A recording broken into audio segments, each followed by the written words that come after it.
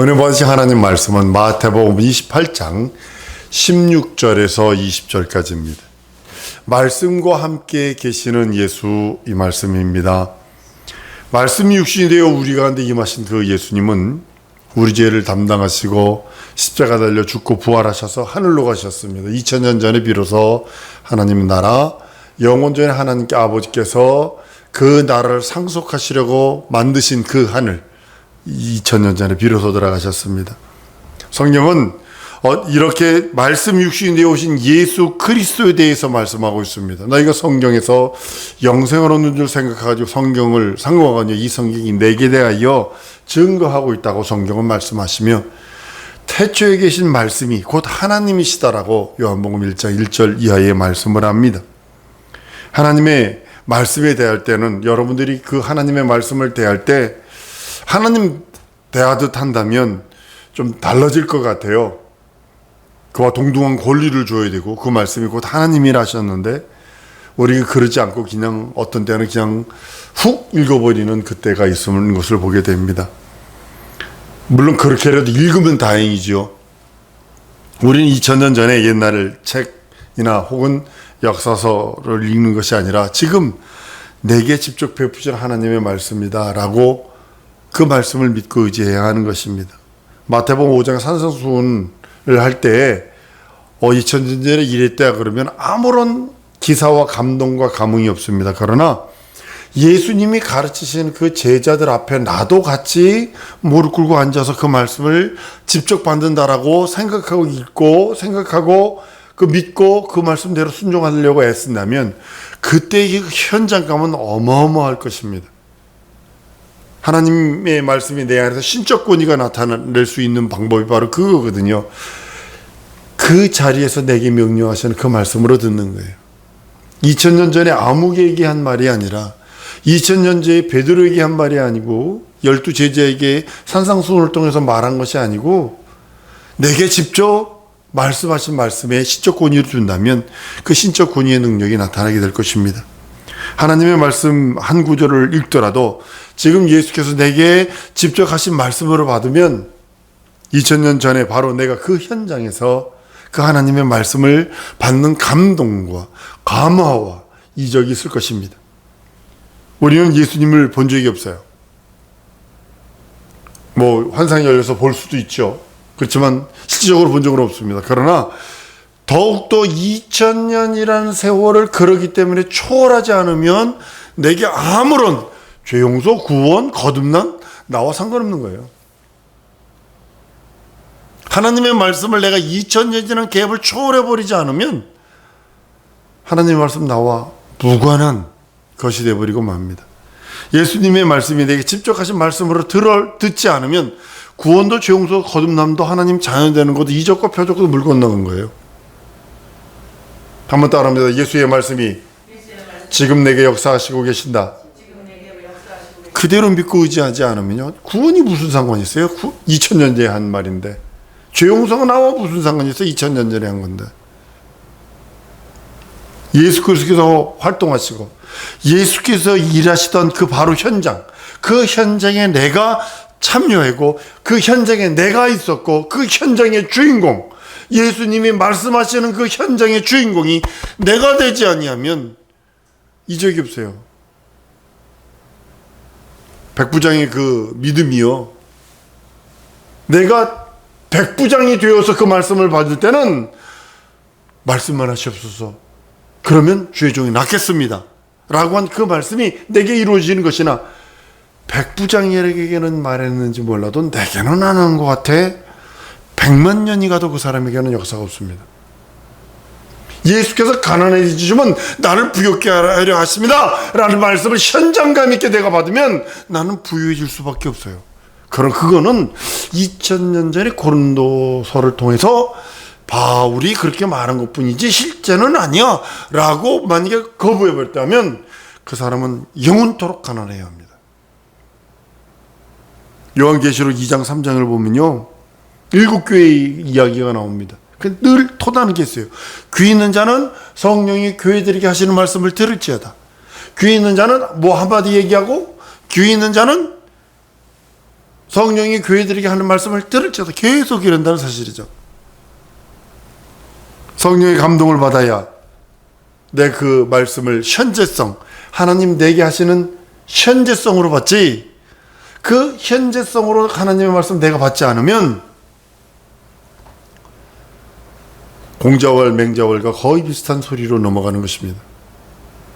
요한복음 2장의 가나 혼인잔치의 그 내용이 2000년 전 가나의 지역에 포도주가 떨어졌는데 거기에 포도주가 없어가지고 예수님이 물로 포도주 만들었대.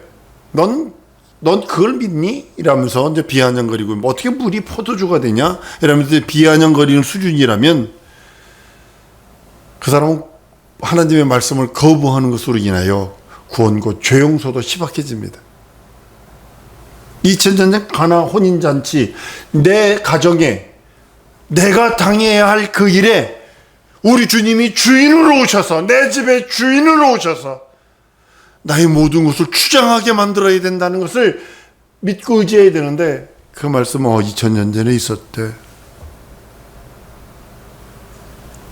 예수님이 내가 말씀하시는 그 자리, 나에게 말씀하는 그 자리에 내가 그 물 있는 종이라도 되어서, 내가 물 있는 종이라도 되어서 그 말씀을 내가 직접 경험해야 되겠다 하는 순종과 믿음을 보이지 않으면 아무것도 없습니다.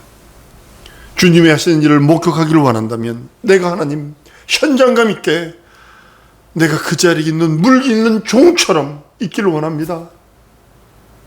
직접 명령받아서 내가 감동을 받듯이, 나는 분명히 물을 퍼다 붓는데 주님이 다시 물을 퍼다가 다시 포도주로 갖다 주라 했을 적에 그것이 포도주로 변하는, 이게 물 퍼다 붓다가요 가득 채웠다가 떠가지고 갖다 주는, 줘서 그들에게 갖다 줬는데 포도주로 변했다는 거죠. 가는 과정에서 변했다는 거죠. 권능이 나타나고 신적 권위가 나타나는 모습을 내가 감동하기를 원합니다. 예수의 신유의 장면에 내가 있기를 원합니다. 많은 이적과 표적이 있는 장소에 보면 그들이 고백이 그러더라고요. 장님이 눈뜨는 그 장면에서 어떤 그분이 고백하는 건, 나는 거짓 바디메어처럼 주를 사모했습니다라고 자기가 바디메어가 된 거예요. 현장감 있게. 그 상태가 되어야 신이라고 칭을 받는 신령한 자, 신적 권위가 나타나는 것입니다. 성경에서 말하는 신적 권위란 말씀을 받는 자. 한번 따라합니다. 신적 권위는 말씀을 받는 자고 권능이 나타나는 자다. 이 신적 권위가 다른 거 아니에요. 말씀을 받은 자예요. 그리고 권능이 나타나는 거예요. 하나님의 말씀을 받은 자는 신이라 했거늘. 그게 신적 권위거든요. 우리는 성경을 읽을 때 보통 독서하듯 읽죠. 사실 그게 아니라 한 절을 읽더라도 하나님이 함께 하시는 말씀. 한 번 더 따라해 주시죠. 하나님의 말씀은 하나님이 함께 하시는 말씀이요. 그 말씀을 내가 명령으로 받으려 한다. 이렇게 읽어야 되는 거예요. 하나님이 함께 하시는 말씀, 그리고 그 말씀을 내가 명령으로 받기 원합니다. 백부장이 고백합니다. 나도 남의 수하에 있는 자요, 내 밑에도 수하들이 있어서 이것을 하라 하면 하고 저것을 하라 합니다. 주여 내게 말씀만 하시옵소서. 내 종이 낫겠나이다.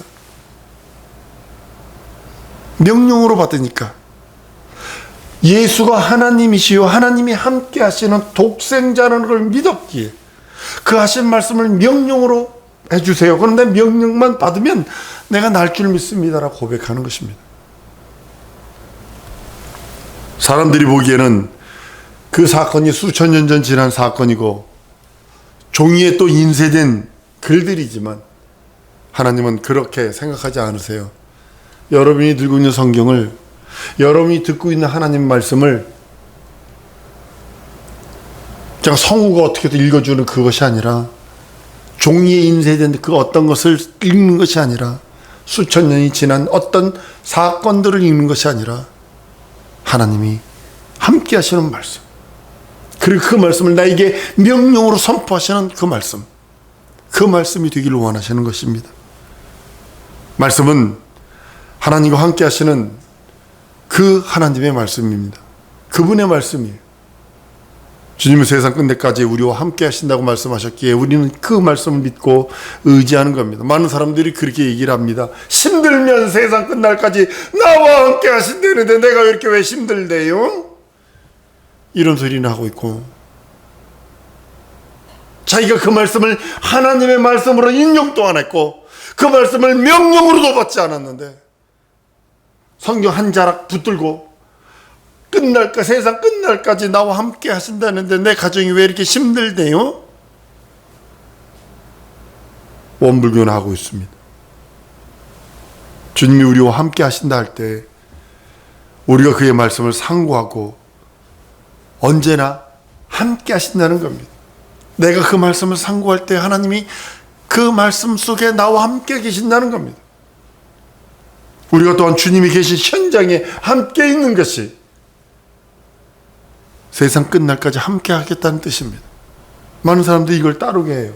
우리가 말씀을 상고할 때 상고하는 그 어떤 곳, 언제나 그 말씀을 상고하는 곳에 하나님이 함께 계시고 또한 우리는 주님이 계신 현장에 함께 있는 거예요. 그래서 함께라는 단어를 그렇게 성경은 쓰고 있는 것입니다.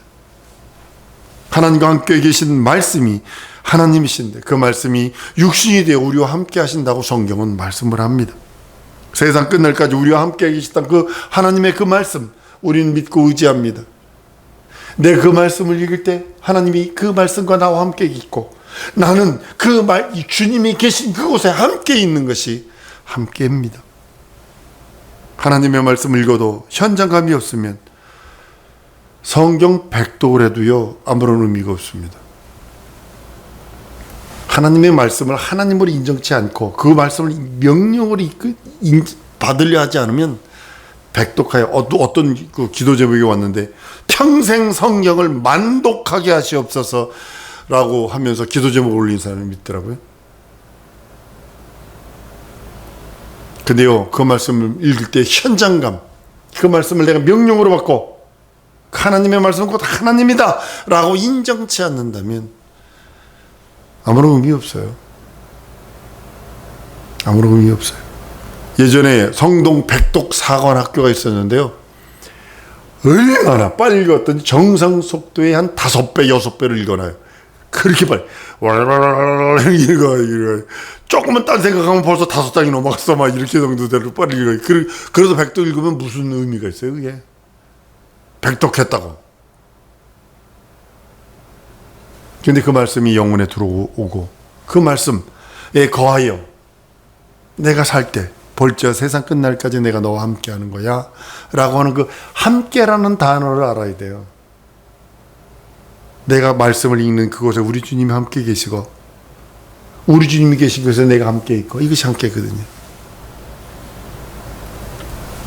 성령이 말씀하시는 말씀을 듣기 위해서 귀를 열어야 되고 하나님의 그 말씀, 하나님은 우리를 즐거워하시고 진리를 깨닫게 해주시는 것입니다. 먼저 내가 귀를 열지 않으면 안 돼요. 하나님의 말씀 들으려 하지 않으면 안 돼요. 말씀 들을 때 딴청 부리고 말씀 들을 때 세상 다른 쪽에 내 생각은 다른 쪽 가 있고 우리는 성령에 의해서 하나님의 말씀을 듣고 알게 되는 것입니다. 문제는 지금 우리가 하나님의 말씀을 대할 때 하나님 대하듯 하느냐 이것이 가장 큰 문제입니다. 하나님의 말씀은 변하지 않거든요. 천재는 변해도 내 말은 없어지지 않고 변하지도 않는다고 성경은 선언하고 있기 때문입니다. 천지가 변하고 세월은 흐릅니다. 가면 갈수록 더 흐를 것입니다. 주님은 그것과 상관없습니다. 내 어렸을 때의 믿음의 그 믿음관과 지금의 믿음관이 틀려졌어요. 그런다 예수를 믿는 그 가장 중요한 그 핵심은 변치 않습니다.